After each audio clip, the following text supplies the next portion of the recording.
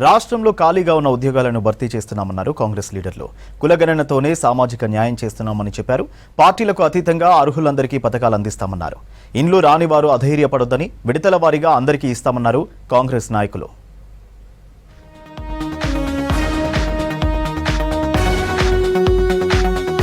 Warangal party అంతర్గత విభేదాల పరిష్కారంపై దృష్టి పెట్టింది కాంగ్రెస్. క్రమశిక్షణ కమిటీ పిలుపుతో గాంధీ భవన్ వచ్చిన కొండా మురళి జిల్లా నేతలపై తాను చేసిన కామెంట్స్ కు వివరణ ఇచ్చారు. కాంగ్రెస్ పార్టీ అంటే తనకెంతో గౌరవం ఉందన్నారు కొండా మురళి. రాహుల్ గాంధీని ప్రధాని చేయాలనే తపనతో పనిచేస్తున్నామని తెలిపారు.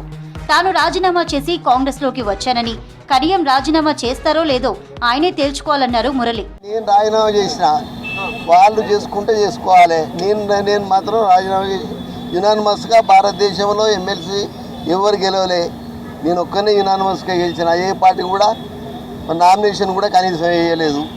అయినా బయటకు వచ్చినప్పుడు నేను రాజీనామా చేసిన. కాంగ్రెస్ పార్టీ అంటే నాకు గౌరవం ఉన్నది, మహేష్ అన్న అంటే గౌరవం ఉన్నది, రేవంత్ అన్న అంటే గౌరవం ఉన్నది. ఇప్పుడు కూడా దీంట్లో ఎలాంటి విభేదాలు లేవు. పార్టీ ఏది నిర్ణయం చేస్తుందో నాకు అవన్నీ తెలియదు. వరంగల్ జిల్లాకు చెందిన నేతలు చేసిన ఫిర్యాదులపై మాజీ ఎమ్మెల్సీ కొండా మురళితో మాట్లాడానన్నారు పీసీసీ క్రమశిక్షణ committee chairman MP Mallu Ravi. తాను పిలిస్తేనే ఆయన గాంధీ భవన్ కు వచ్చి వివరణ ఇచ్చారని చెప్పారు. ఎమ్మెల్యే మందుల సామెలు ఫిర్యాదు చేసిన తుంగతుర్తి మండల అధ్యక్షుడితో మాట్లాడానన్నారు. ఆసిఫాబాద్, వరంగల్, గజ్వేల్ కు చెందిన నేతలపై ఫిర్యాదులు వచ్చాయని మీడియా చిట్చాట్లో చెప్పారు.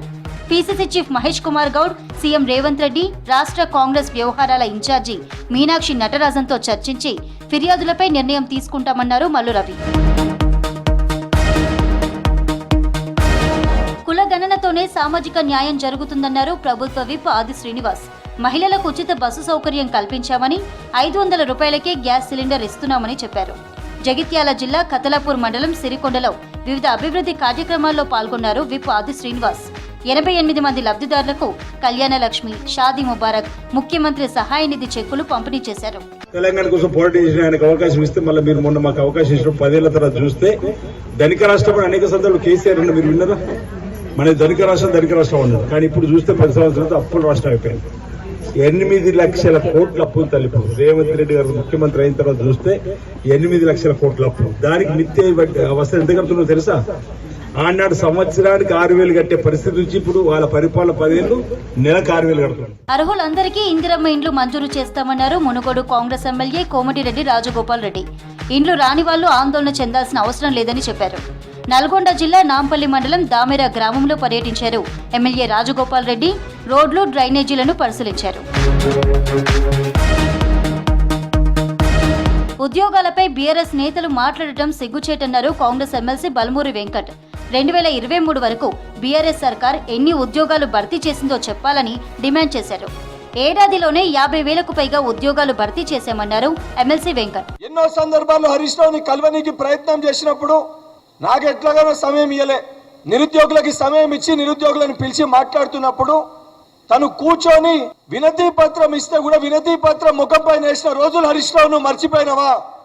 నిరుద్యోగుల సమస్యలపైన మాట్లాడమని ఇదే పత్రికా విలేకరులు నిన్ను ప్రశ్నిస్తే సమాధానం చెప్పకుండా ప్రెస్ మీట్ లోకి వెళ్ళిపోయిన విషయాలను మర్చిపోయినవా? కాంగ్రెస్ సర్కార్ పేదల సంక్షేమానికి ప్రాధాన్యత ఇస్తోందన్నారు కోదాడ ఎమ్మెల్యే పద్మావతి రెడ్డి. 6 గ్యారెంటీల స్కీమ్లతో అన్ని వర్గాల అభివృద్ధికి కృషి చేస్తున్నామని చెప్పారు.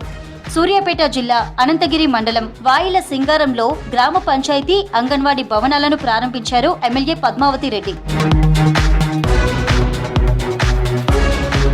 కంటోన్మెంట్ నియోజకవర్గాన్ని రాష్ట్ర ప్రభుత్వ నిధులతో అభివృద్ధి చేస్తున్నామన్నారు ఎమ్మెల్యే శ్రీ గణేష్. కంటోన్మెంట్ అభివృద్ధికి నిధులు మంజూరు చేయాల్సిన బాధ్యత కేంద్ర ప్రభుత్వానిదని చెప్పారు. కంటోన్మెంట్ బోర్డులో డబ్బులు లేకపోవడంతో స్టేట్ గవర్నమెంట్ నుంచి పైసలు తెచ్చి నియోజకవర్గంలో మౌలిక వసతులు కల్పిస్తున్నానని వివరించారు.